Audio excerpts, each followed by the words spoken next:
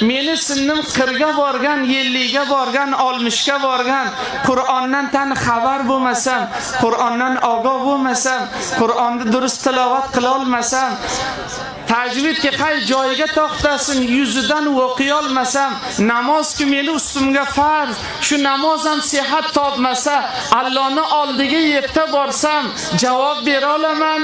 Yo'q. Lihoza otalarim, inog'alar, do'stlarim, har masjidga imom bor, har masjidga olimi dini bor. Sizki talab qilmasangiz, olimi din qanday qilsin? Siz oldiga boring, kalimadan shuru qiling, vuzuingizni shuru qiling, namozingizni shuru qiling, komilan qiroat zami sura Fotihani durust o'rganib oling. Olib bu ro'zlarga Qur'onni bizlar shuru qilsak, alhamdulillahi robbil alamin. Ar-Rahmanir Rahim.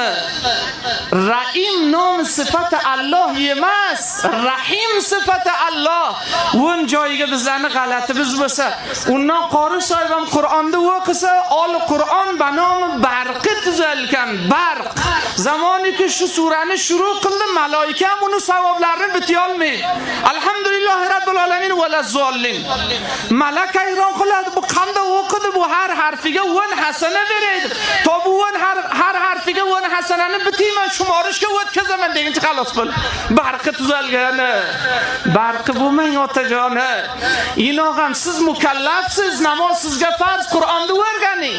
O'zini o'rganing, namozingizni o'rganing, janozani o'rganing, hamma ahkomi diniki sizga farz Alloh aylantirgan shuni sharoitlari bilan biling, Allohning oldiga mas'ulsiz. Olim men aytaydigan bir sura 30 oyat karima taborakallazi. Dar zimda hadisi